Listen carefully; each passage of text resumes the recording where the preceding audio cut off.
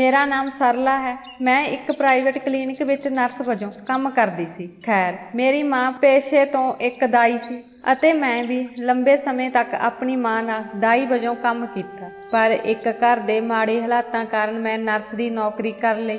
ਅੱਜ ਮੈਂ ਕਲੀਨਿਕ ਵਿੱਚ ਇੱਕ ਔਰਤ ਨੂੰ ਇੰਜੈਕਸ਼ਨ ਦੇ ਰਹੀ ਸੀ ਜਦੋਂ ਦੋ ਔਰਤਾਂ ਹਸਪਤਾਲ ਵਿੱਚ ਦਾਖਲ ਹੋਈਆਂ। ਇਹਨਾਂ ਵਿੱਚੋਂ ਇੱਕ ਔਰਤ ਗਰਭਵਤੀ ਸੀ, ਦੂਜੀ ਔਰਤ ਇੱਕ ਬਜ਼ੁਰਗ ਸੀ ਜੋ ਉਸ ਔਰਤ ਦੇ ਨਾਲ ਆਈ ਸੀ। ਮੈਂ ਉਹਨਾਂ ਨੂੰ ਦੇਖ ਕੇ ਖੜੀ ਹੋ ਗਈ ਕਿਉਂਕਿ ਉਸ ਬੁੱਢੀ ਔਰਤ ਨੂੰ ਮੈਂ ਜਾਣਦੀ ਸੀ। ਕੁਝ ਸਮਾਂ ਪਹਿਲਾਂ ਉਹ ਬੁੱਢੀ ਔਰਤ ਮੇਰੀ ਗੁਆਂਢੀ ਤੇ ਮੇਰੀ ਸਹੇਲੀ ਹੁੰਦੀ ਸੀ। ਫਿਰ ਕੁਝ ਸਮੇਂ ਬਾਅਦ ਇਹ ਲੋਕ ਕਿਸੇ ਹੋਰ ਥਾਂ ਤੇ ਚਲੇ ਗਏ। ਇਹ ਬਜ਼ੁਰਗ ਔਰਤ ਵਿਧਵਾ ਸੀ।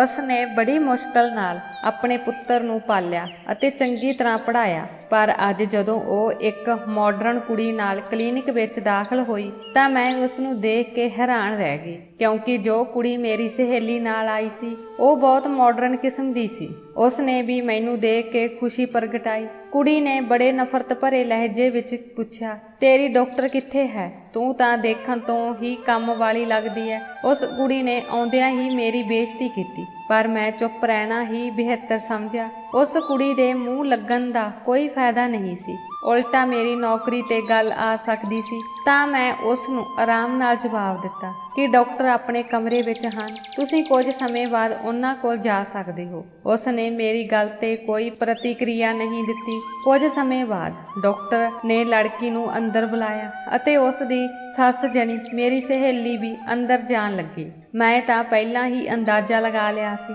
ਕਿ ਇਹ ਮਾਡਰਨ ਕੁੜੀ ਉਸ ਔਰਤ ਦੀ ਨੂੰਹ ਹੈ। ਪਰ ਜਿਵੇਂ ਹੀ ਉਹ ਆਪਣੀ ਨੂੰਹ ਨਾਲ ਅੰਦਰ ਜਾਣ ਲੱਗੀ ਤਾਂ ਕੁੜੀ ਨੇ ਬਹੁਤ ਗੁੱਸੇ ਨਾਲ ਆਪਣੀ ਸੱਸ ਨੂੰ ਪਿੱਛੇ ਧੱਕ ਦਿੱਤਾ ਅਤੇ ਕਿਹਾ ਕਿ ਤੇਰੀ ਹਿੰਮਤ ਕਿਵੇਂ ਹੋਈ ਮੇਰੇ ਨਾਲ ਅੰਦਰ ਜਾਣ ਦੀ? ਤੂੰ ਡਾਕਟਰ ਦੇ ਸਾਹਮਣੇ ਮੇਰੀ ਬੇਇੱਜ਼ਤੀ ਕਰਵਾਵੇਂਗੀ। ਆਪਣੇ ਬਦਸੂਰਤ ਚਿਹਰੇ ਨਾਲ ਬਾਹਰ ਹੀ ਬੈਠੋ। ਉਸ ਕੁੜੀ ਨੇ ਮੋੜ ਕੇ ਮੈਨੂੰ ਕਿਹਾ, ਇਹ ਮੇਰੀ ਨੌਕਰਾਣੀ ਹੈ, ਇਸ ਨੂੰ ਆਪਣੇ ਕੋਲ ਬਿਠਾਓ। ਮੈਂ ਹੈਰਾਨੀ ਨਾਲ ਉਸ ਕੁੜੀ ਦੇ ਚਿਹਰੇ ਵੱਲ ਦੇਖਣ ਲੱਗੀ। ਉਹ ਮੇਰੇ ਸਾਹਮਣੇ ਆਪਣੀ ਸੱਸ ਨੂੰ ਨੌਕਰਾਣੀ ਕਹਿ ਰਹੀ ਸੀ ਭਾਵੇਂ ਮੈਨੂੰ 100% ਯਕੀਨ ਸੀ ਕਿ ਉਹ ਉਸ ਦੀ ਸੱਸ ਹੈ। ਉਸ ਦੇ ਜਾਣ ਤੋਂ ਬਾਅਦ ਮੈਂ ਆਪਣੀ ਸਹੇਲੀ ਸੰਗੀਤਾ ਨੂੰ ਪੁੱਛਿਆ ਕਿ ਉਹ ਤੁਹਾਡੀ ਨੂੰਹ ਹੈ ਜਾਂ ਤੁਸੀਂ ਸੱਚਮੁੱਚ ਉਸ ਦੀ ਨੌਕਰਾਣੀ ਹੋ?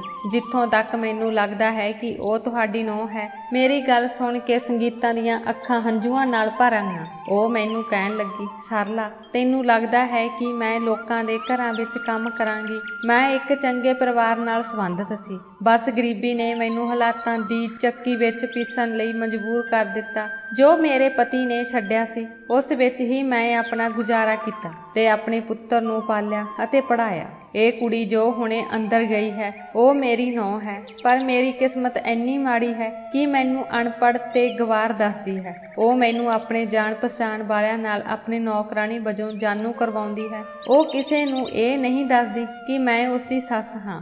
ਉਹ ਸੋਚਦੀ ਹੈ ਕਿ ਅਜਿਹਾ ਕਰਨ ਨਾਲ ਉਸ ਦੀ ਇੱਜ਼ਤ ਘਟਦੀ ਹੈ ਕਿਉਂਕਿ ਮੈਂ ਉਸ ਦੀ ਤਰ੍ਹਾਂ ਮਾਡਰਨ ਕੱਪੜੇ ਨਹੀਂ ਪਾਉਂਦੀ ਤੇ ਬਿਊਟੀ ਪਾਰਲਰ ਨਹੀਂ ਜਾਂਦੀ। ਆਖਰ ਮਨੁੱਖ ਨੂੰ ਆਪਣੇ ਧਰਮ ਤੇ ਨਾਲ ਦੁਨੀਆ ਦਾ ਖਿਆਲ ਵੀ ਰੱਖਣਾ ਪੈਂਦਾ ਹੈ। ਇਸ ਦੁੱਖ ਵਿੱਚ ਵੀ ਮੈਂ ਆਪਣੇ ਰੱਬ ਦਾ ਜਾਪ ਕਰਦੀ ਹਾਂ, ਉਸ ਨੂੰ ਦਿਨ ਰਾਤ ਯਾਦ ਕਰਦੀ ਹਾਂ ਅਤੇ ਉਹ ਚਾਹੁੰਦੀ ਹੈ ਕਿ ਮੈਂ ਵੀ ਉਸੇ ਤਰ੍ਹਾਂ ਮਾਡਰਨ ਬਣ ਜਾਵਾਂ। ਮੈਂ ਵੀ ਹਰ ਰੋਜ਼ ਬਿਊਟੀ ਪਾਰਲਰ ਜਾਵਾਂ ਅਤੇ ਤਿਆਰ ਹੋ ਕੇ ਰਹਾਂ। ਉਮਰ ਅਜਿਹਾ ਨਹੀਂ ਹੈ ਕਿ ਮੈਂ ਫੈਸ਼ਨੇਬਲ ਕੱਪੜੇ ਪਾਵਾਂ ਤੇ ਨਾ ਹੀ ਮੈਨੂੰ ਅੰਗਰੇਜ਼ੀ ਬੋਲਣੀ ਆਉਂਦੀ ਹੈ ਅਤੇ ਇਸ ਤੋਂ ਇਲਾਵਾ ਉਹ ਮੇਰੇ ਚਿਹਰੇ ਦੇ ਵਾਲਾਂ ਤੋਂ ਵੀ ਨਫ਼ਰਤ ਕਰਦੀ ਹੈ।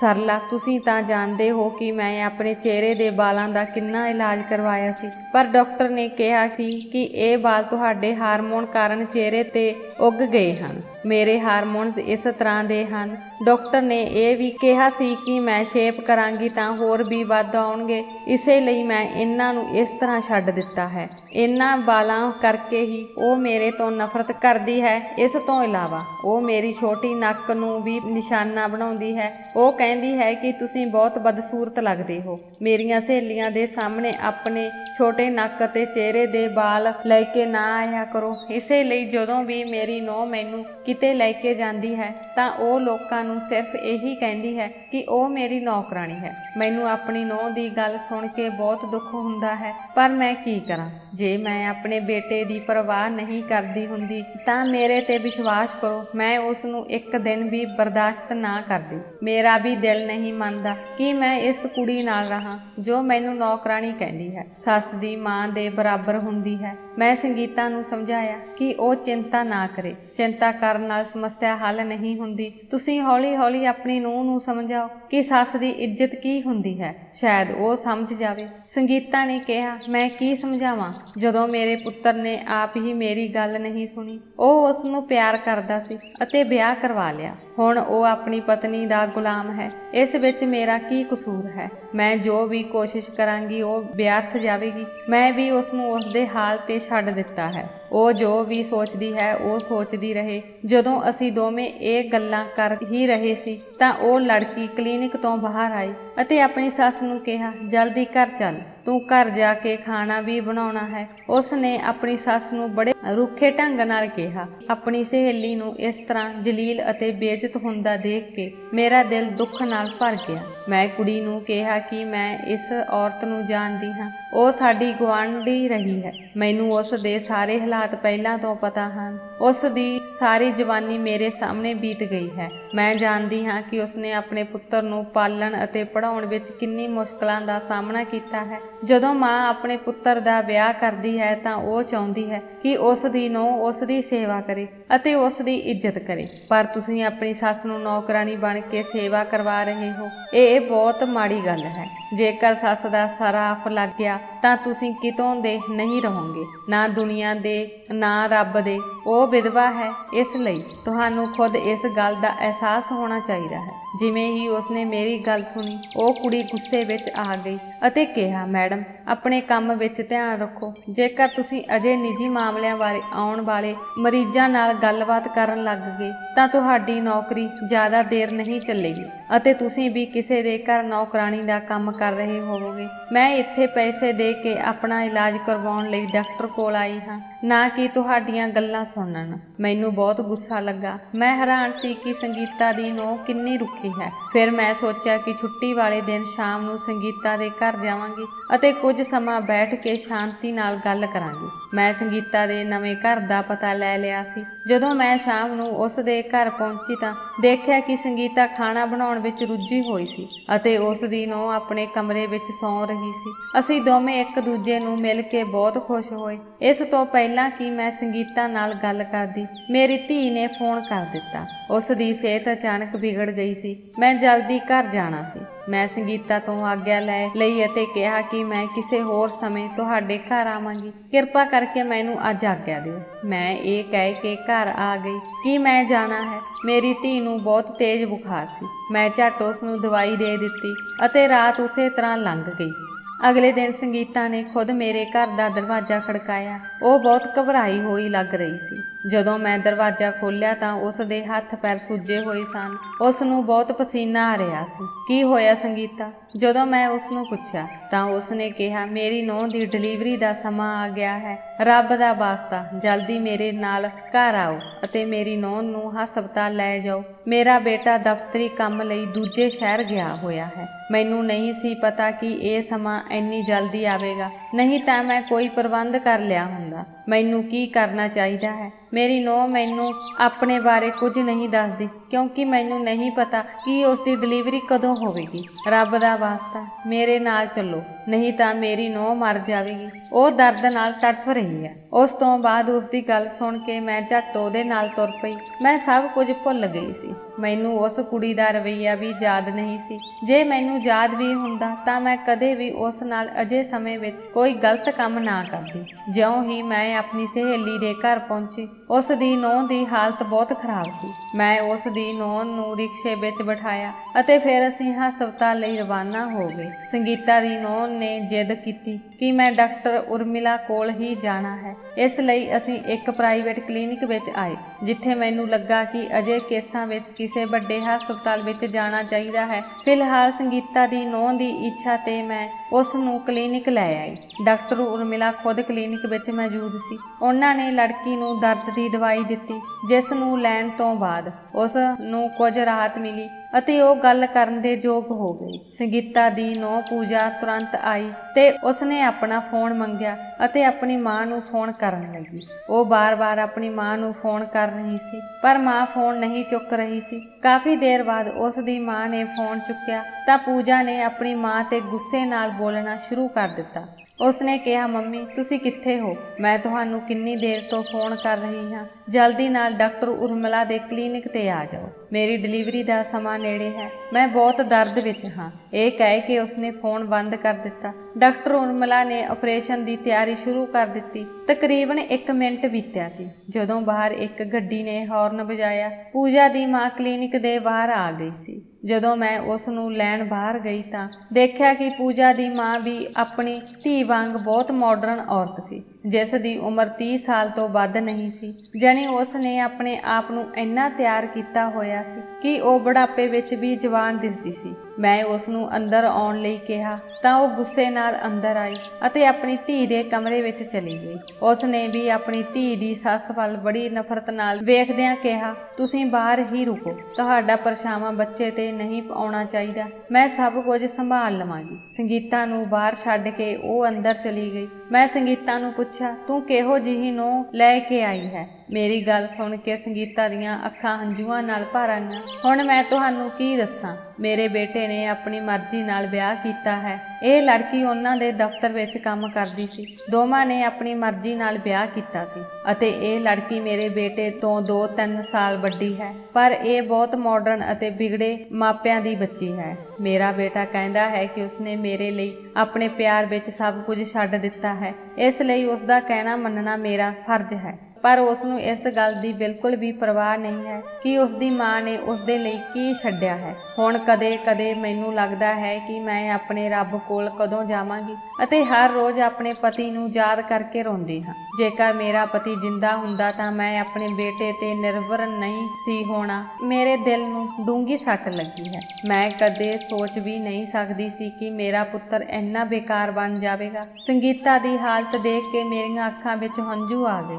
ਉਸ ਨੂੰਹ ਤੋਂ ਵੱਧ ਬਦਕਿਸਮਤ ਕੌਣ ਹੋ ਸਕਦਾ ਹੈ ਜੋ ਆਪਣੀ ਸੱਸ ਦੀਆਂ ਅੱਖਾਂ ਵਿੱਚ ਹੰਝੂ ਲਿਆਉਂਦੀ ਹੈ। ਮੈਂ ਉਸ ਦੀ ਨੂੰਹ ਨੂੰ ਬਹੁਤ ਗਾਲਾਂ ਕੱਢੀਆਂ ਪਰ ਫਿਰ ਵੀ ਸੰਗੀਤਾ ਪਰੇਸ਼ਾਨ ਸੀ ਅਤੇ ਰੋ ਰਹੀ ਸੀ। ਉਸ ਨੇ ਕਿਹਾ ਕਿ ਇਸ ਸਬਰ ਨਾਲ ਕੁਝ ਨਹੀਂ ਹੋਵੇਗਾ। ਮੇਰੀ ਕਿਸਮਤ ਵਿੱਚ ਜੋ ਲਿਖਿਆ ਸੀ ਉਹੀ ਹੋ ਗਿਆ। ਇਸ ਸੰਸਾਰ ਵਿੱਚ ਜਿੰਨੇ ਦੁੱਖ ਮੈਂ ਝੱਲਣੇ ਸੀ ਉਹ ਝੱਲ ਰਹੀ ਹੈ। ਮੇਰਾ ਰੱਬ ਮੈਨੂੰ ਇਸ ਦਾ ਫਲ ਜ਼ਰੂਰ ਦੇਵੇਗਾ। ਖੈਰ, ਸੰਗੀਤਾ ਦੀਆਂ ਗੱਲਾਂ ਸੁਣ ਕੇ ਮੈਂ ਚੁੱਪ ਹੋ ਗਈ। ਇਸ ਦੌਰਾਨ ਆਪਰੇਸ਼ਨ ਥੀਏਟਰ ਦੇ ਅੰਦਰ ਕਾਰਵਾਈ ਸ਼ੁਰੂ ਹੋ ਗਈ। ਡਾਕਟਰ ਉਰਮਿਲਾ ਨੇ ਮਰੀਜ਼ ਦਾ ਆਪਰੇਸ਼ਨ ਕਰਨਾ ਸ਼ੁਰੂ ਕਰ ਦਿੱਤਾ ਸੀ ਜਦੋਂ ਕਿ ਪੂਜਾ ਦੀ ਮਾਂ ਬੇਚੈਨੀ ਨਾਲ ਕਮਰੇ ਤੋਂ ਬਾਹਰ ਆ ਗਈ ਅਤੇ ਇੱਧਰ-ਉੱਧਰ ਤੁਰਨ ਲੱਗੀ। ਉਸ ਨੇ ਆਪਣੀ ਧੀ ਦੀ ਸੱਸ ਨੂੰ ਬੜੇ ਹੀ ਨਫ਼ਰਤ ਭਰੇ ਲਹਿਜੇ ਵਿੱਚ ਕਿਹਾ ਕਿ ਉਹ ਰੱਬ ਅੱਗੇ ਅਰਦਾਸ ਕਰੇ ਕਿ ਉਸ ਦੀ ਧੀ ਦਾ ਆਪਰੇਸ਼ਨ ਸਫਲ ਹੋਵੇ ਅਤੇ ਉਸ ਦਾ ਬੱਚਾ ਸਹੀ ਸਲਾਮਤ ਇਸ ਦੁਨੀਆ ਵਿੱਚ ਆਵੇ। ਸੰਗੀਤਾ ਨੇ ਕਿਹਾ, ਮੇਰੇ ਤੋਂ ਜ਼ਿਆਦਾ ਖੁਸ਼ ਹੋਰ ਕੌਣ ਹੋਵੇਗਾ, ਕਿਉਂਕਿ ਮੇਰਾ ਆਪਣਾ ਖੂਨ ਇਸ ਦੁਨੀਆ 'ਚ ਆਉਣ ਵਾਲਾ ਹੈ।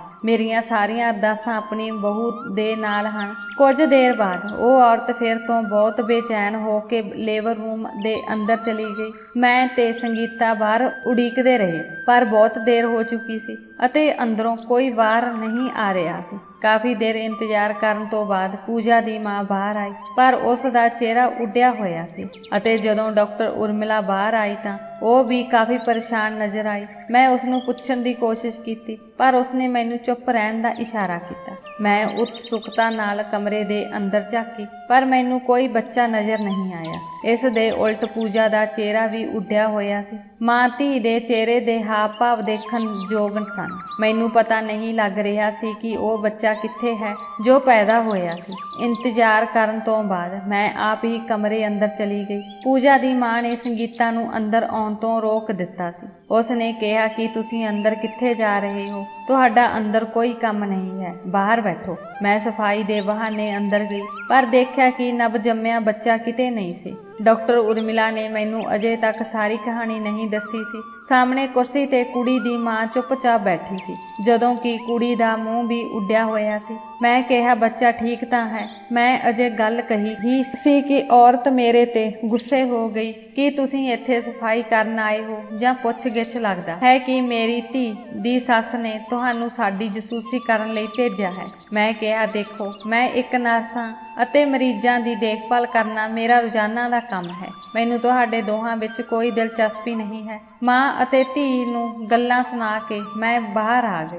ਸੰਗੀਤਾ ਦੋਹਾਂ ਦੇ ਸਾਹਮਣੇ ਬੇਵੱਸ ਸੀ, ਪਰ ਮੈਂ ਨਹੀਂ। ਬਾਹਰ ਆ ਕੇ ਸੰਗੀਤਾ ਨੂੰ ਕਿਹਾ ਕਿ ਉਹ ਬੱਚੇ ਬਾਰੇ ਕੁਝ ਨਹੀਂ ਦੱਸ ਰਹੇ। ਤੁਸੀਂ ਅੰਦਰ ਜਾਓ, ਸ਼ਾਇਦ ਤੁਹਾਨੂੰ ਦੱਸ ਦੇਣ। ਸੰਗੀਤਾ ਨੇ ਕਿਹਾ, ਜੇ ਉਹਨਾਂ ਤੁਹਾਨੂੰ ਨਹੀਂ ਦੱਸਿਆ ਤਾਂ ਮੈਨੂੰ ਕਿਵੇਂ ਦੱਸਣਗੇ? ਮੇਰਾ ਪੁੱਤਰ ਵੀ ਅਜੇ ਤੱਕ ਨਹੀਂ ਆਇਆ। ਮੈਂ ਆਪਣੇ ਪੁੱਤਰ ਨਾਲ ਕਿਵੇਂ ਗੱਲ ਕਰ ਸਕਦੀ ਹਾਂ? ਮੇਰੇ ਕੋਲ ਮੋਬਾਈਲ ਫੋਨ ਵੀ ਨਹੀਂ ਹੈ ਅਤੇ ਵੇਖੋ, ਉਸ ਦੀ ਪਤਨੀ ਨੇ ਵੀ ਉਸ ਨੂੰ ਬੁਲਾਇਆ ਨਹੀਂ, ਜਦੋਂ ਕਿ ਪਤੀ ਦਾ ਅਜਿਹਾ ਸਮੇਂ ਤੇ ਹਾਜ਼ਰ ਹੋਣਾ ਬਹੁਤ ਜ਼ਰੂਰੀ ਹੈ। ਮੈਂ ਇਹ ਵੀ ਕਿਹਾ ਕਿ ਤੁਹਾਡੇ ਬੇਟੇ ਨੇ ਇੱਥੋਂ ਮੌਜੂਦ ਹੋਣਾ ਚਾਹੀਦਾ ਸੀ। ਮੈਂ ਉਸ ਨੂੰ ਖੁਦ ਕਾਲ ਕਰ ਦਿੰਨੀ ਆ, ਇਸ ਲਈ ਮੈਨੂੰ ਉਸ ਦਾ ਨੰਬਰ ਦਿਓ। ਸੰਗੀਤਾ ਨੇ ਕਿਹਾ ਕਿ ਮੇਰੇ ਕੋਲ ਨੰਬਰ ਨਹੀਂ ਹੈ, ਮੇਰੀ ਨੂੰਹ ਕੋਲ ਨੰਬਰ ਹੈ, ਤੁਸੀਂ ਜਾ ਕੇ ਉਸ ਨੂੰ ਪੁੱਛੋ। ਮੈਂ ਬੇਸ਼ਰਮ ਹੋ ਕੇ ਫਿਰ ਕਮਰੇ ਵਿੱਚ ਚਲੀ ਗਈ, ਕਿਉਂਕਿ ਮੈਨੂੰ ਆਪਣੀ ਸਹੇਲੀ ਸੰਗੀਤਾ ਦਾ ਬਹੁਤ ਫਿਕਰ ਸੀ। ਮੈਨੂੰ ਆਪਣੀ ਇੱਜ਼ਤ ਤੋਂ ਵੱਧ ਉਸ ਦੀ ਪਰਵਾਹ ਸੀ। ਜਿਵੇਂ ਹੀ ਮੈਂ ਕਮਰੇ ਵਿੱਚ ਕਦਮ ਰੱਖਿਆ ਤਾਂ ਦੇਖਿਆ ਕਿ ਪੂਜਾ ਨੇ ਆਪਣੇ ਬੱਚੇ ਨੂੰ ਆਪਣੀ ਗੋਦੀ ਵਿੱਚ ਛੁਪਾ ਲਿਆ ਸੀ। ਜਿਵੇਂ ਹੀ ਉਸ ਦੀ ਨਜ਼ਰ ਮੇਰੇ ਤੇ ਪਈ ਤਾਂ ਉਸਨੇ ਆਪਣੇ ਬੱਚੇ ਨੂੰ ਹੋਰ ਵੀ ਲੁਕੋ ਲਿਆ ਅਤੇ ਪੂਰੀ ਹੈਰਾਨੀ ਨਾਲ ਮੇਰੇ ਵੱਲ ਵੇਖਣ ਲੱਗੀ ਅਤੇ ਫਿਰ ਪੁੱਛਿਆ ਕਿ ਕੀ ਗੱਲ ਹੈ, ਤੁਸੀਂ ਬਾਰ-ਬਾਰ ਇਸ ਕਮਰੇ ਵਿੱਚ ਕਿਉਂ ਆਉਂਦੇ ਹੋ? ਅਸੀਂ ਇਸ ਕਮਰੇ ਦਾ ਕਿਰਾਇਆ ਅਦਾ ਕਰ ਦਿੱਤਾ ਹੈ ਅਤੇ ਸਾਨੂੰ ਇੱਥੇ ਤੁਹਾਡੀ ਲੋੜ ਨਹੀਂ ਹੈ। ਮੈਂ ਕਿਹਾ ਕਿ ਮੈਂ ਇਸ ਲਈ ਆਈ ਹਾਂ ਕਿਉਂਕਿ ਸੰਗੀਤਾ ਨੇ ਮੈਨੂੰ ਭੇਜਿਆ ਹੈ। ਮੇਰੀ ਗੱਲ ਸੁਣ ਕੇ ਪੂਜਾ ਨੇ ਗੁੱਸੇ ਨਾਲ ਕਿਹਾ, ਹਾਂ, ਮੈਂ ਚੰਗੀ ਤਰ੍ਹਾਂ ਜਾਣਦੀ ਹਾਂ ਕਿ ਤੁਸੀਂ ਉਸ ਦੀ ਚਮਚੀ ਹੋ। ਹੁਣ ਤੁਸੀਂ ਕੀ ਜਸੂਸੀ ਕਰਨ ਆਏ ਹੋ? ਮੈਨੂੰ ਪਤਾ ਹੈ ਕਿ ਉਸ ਨੂੰ ਆਰਾਮ ਨਹੀਂ ਮਿਲਦਾ, ਉਹ ਮੇਰੀ ਜਸੂਸੀ ਕਰਦੀ ਰਹਿੰਦੀ ਹੈ। ਮੈਂ ਪੂਜਾ ਦੀ ਗੱਲ ਨੂੰ ਨਜ਼ਰਅੰਦਾਜ਼ ਕਰ ਦਿੱਤਾ ਅਤੇ ਕਿਹਾ ਕਿ ਮੈਨੂੰ ਤੁਹਾਡੇ ਪਤੀ ਦਾ ਨੰਬਰ ਚਾਹੀਦਾ ਹੈ। ਆਖਰਕਾਰ ਉਹ ਵੀ ਇੱਥੇ ਹੋਣਾ ਚਾਹੀਦਾ ਹੈ। ਮੇਰੀ ਇਹ ਗੱਲ ਸੁਣ ਕੇ ਪੂਜਾ ਨੇ ਹੋਰ ਵੀ ਗੁੱਸੇ ਨਾਲ ਕਿਹਾ, ਉਹ ਮੇਰਾ ਪਤੀ ਹੈ, ਤੇਰਾ ਨਹੀਂ। ਉਸ ਕੁੜੀ ਦੇ ਜੋ ਵੀ ਮੂੰਹੋਂ ਵਿੱਚ ਆ ਰਿਹਾ ਸੀ, ਉਹ ਕਹਿ ਰਹੀ ਸੀ, ਜਦੋਂ ਮੈਂ ਉਸ ਨੂੰ ਇੱਥੇ ਬੁਲਾਇਆ ਹੋਵੇਗਾ, ਮੈਂ ਉਸ ਨੂੰ ਖੁਦ ਬੁਲਾਵਾਂਗੀ। ਇਸ ਲਈ ਬਾਰ-ਬਾਰ ਆ ਕੇ ਮੈਨੂੰ ਪਰੇਸ਼ਾਨ ਨਾ ਕਰੋ। ਮੈਂ ਪਹਿਲਾਂ ਹੀ ਬਹੁਤ ਪਰੇਸ਼ਾਨ ਹਾਂ, ਇਸ ਲਈ ਮੈਨੂੰ ਹੋਰ ਪਰੇਸ਼ਾਨ ਨਾ ਕਰੋ। ਮੈਂ ਪੂਜਾ ਨੂੰ ਪੁੱਛਿਆ ਕਿ ਦੱਸੋ ਤਾਂ ਸਹੀ ਕੀ ਗੱਲ ਹੈ? ਹੋ ਸਕਦਾ ਹੈ ਕਿ ਅਸੀਂ ਤੁਹਾਡੀ ਸਮੱਸਿਆ ਦਾ ਹੱਲ ਕਰ ਸਕੀਏ। ਮੇਰੀ ਗੱਲ ਸੁਣ ਕੇ ਉਹ ਗੁੱਸੇ ਨਾਲ ਬੋਲੀ, ਮੈਨੂੰ ਤੁਹਾਡੀ ਮਦਦ ਦੀ ਲੋੜ ਨਹੀਂ ਹੈ, ਇੱਥੋਂ ਜਾਓ। ਮੈਂ ਹੈਰਾਨ ਸੀ ਕਿ ਉਹ ਕੁੜੀ ਕਿੰਨੀ ਬੇਰਹਿਮ ਸੀ, ਜਿਸ ਨੂੰ ਇਹ ਅਹਿਸਾਸ ਵੀ ਨਹੀਂ ਸੀ ਕਿ ਮੈਂ ਉਸ ਦੀ ਮਦਦ ਕਰਨ ਲਈ ਉੱਥੇ ਸੀ। ਖੈਰ, ਮੈਂ ਚੁੱਪਚਾਪ ਬਾਹਰ ਆ ਗਈ। ਮੇਰੀ ਸਹੇਲੀ ਨੂੰ ਕਿਹਾ ਕਿ ਤੇਰੀ ਨੂੰਹ ਦਾ ਰਵੱਈਆ ਬਹੁਤ ਮਾੜਾ ਹੈ। ਮੈਨੂੰ ਨਹੀਂ ਪਤਾ ਕਿ ਉਸ ਨੂੰ ਕੀ ਸਮੱਸਿਆ ਹੈ, ਉਹ ਖਾਣ ਵਾਲਿਆਂ ਵਾਂਗੂ ਪੈਂਦੀ ਹੈ।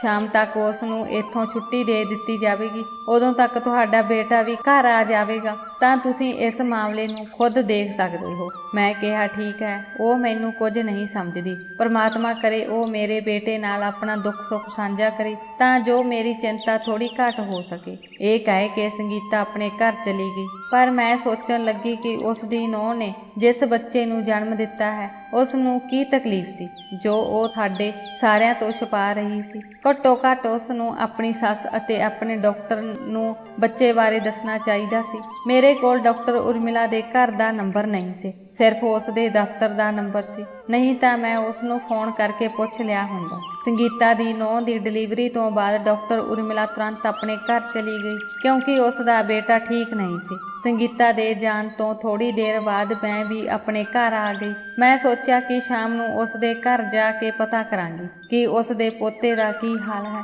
ਜਦੋਂ ਸ਼ਾਮ ਹੋਈ ਤਾਂ ਮੈਂ ਸੋਚਿਆ ਕਿ ਖਾਲੀ ਹੱਥ ਘਰ ਜਾਣ ਦੀ ਬਜਾਏ ਮਠਿਆਈ ਦਾ ਡੱਬਾ ਲੈ ਕੇ ਜਾਵਾਂ। ਆਖਰ ਉਸ ਦੇ ਘਰ ਇੰਨੀ ਵੱਡੀ ਖੁਸ਼ੀ ਆਈ ਹੈ, ਉਹ ਦਾਦੀ ਬਣ ਗਈ ਹੈ, ਇਸ ਲਈ ਮੈਨੂੰ ਖਾਲੀ ਹੱਥ ਨਹੀਂ ਜਾਣਾ ਚਾਹੀਦਾ। ਮੈਂ ਨੇੜੇ ਦੀ ਦੁਕਾਨ ਤੋਂ 1 ਕਿਲੋ ਤਾਜ਼ੀ ਮਠਿਆਈ ਖਰੀਦੀ ਅਤੇ ਸੰਗੀਤਾ ਦੇ ਘਰ ਵੱਲ ਚੱਲ ਪਈ।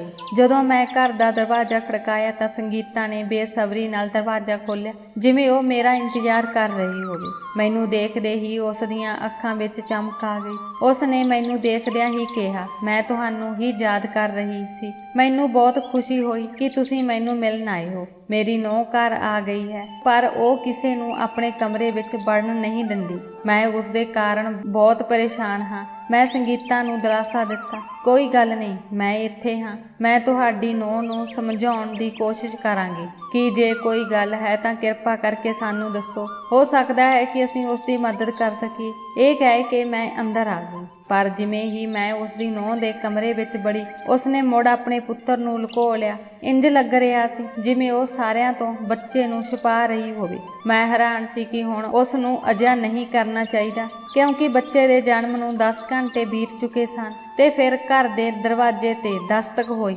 ਜਦੋਂ ਸੰਗੀਤਾ ਨੇ ਦਰਵਾਜ਼ਾ ਖੋਲ੍ਹਿਆ ਤਾਂ ਉਸ ਦਾ ਲੜਕਾ ਆ ਚੁੱਕਾ ਸੀ। ਜਦੋਂ ਸੰਗੀਤਾ ਨੇ ਆਪਣੇ ਪੁੱਤਰ ਦੇ ਮੱਥੇ ਨੂੰ ਚੁੰਮਿਆ ਅਤੇ ਉਸ ਨੂੰ ਆਪਣੇ ਪੋਤੇ ਦੀ ਖੁਸ਼ਖਬਰੀ ਸੁਣਾਈ ਤਾਂ ਉਸ ਨੂੰ ਯਕੀਨ ਨਹੀਂ ਹੋਇਆ। ਉਸਨੇ ਕਿਹਾ, ਮੰਮੀ, ਤੁਸੀਂ ਮੈਨੂੰ ਪਹਿਲਾਂ ਕਿਉਂ ਨਹੀਂ ਦੱਸਿਆ? ਮੈਂ ਇਸ ਦਿਨ ਦਾ ਕਿੰਨੀ ਦੇਰ ਤੋਂ ਇੰਤਜ਼ਾਰ ਕਰ ਰਿਹਾ ਸੀ। ਤੁਸੀਂ ਕਿਹਾ ਸੀ ਕਿ ਤਰੀਕ ਹਫ਼ਤੇ ਬਾਅਦ ਦੀ ਸੀ।